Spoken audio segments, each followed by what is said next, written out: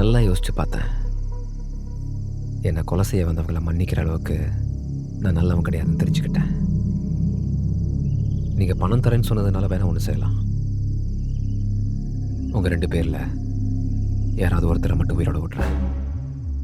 அது யாருன்னு நீங்களே முடிவு செஞ்சுக்கங்க. என் சொத்துல பாதி அவன் பொண்டாட்டி பிள்ளைகளுக்கு எழுதி வைக்கிறேன். நீ தான் குலதெய்வம் மாதிரி என்னை காப்பாற்றினீங்களா? என் குடும்பத்தை காப்பாற்ற எனக்கு தெரியும். நீ பண்ண தப்புக்கு நான் ஏன் சாகணும்? நீ சொன்ன மாதிரி செஞ்சா விட்டுறேன்னு சொன்னிய தமிழ். இப்போவும் அதை தான் சொல்கிறேன். 5 நிமிஷம் டைம். ஒருத்தரை மட்டும் உயிரோட வெளியே விடுறேன்.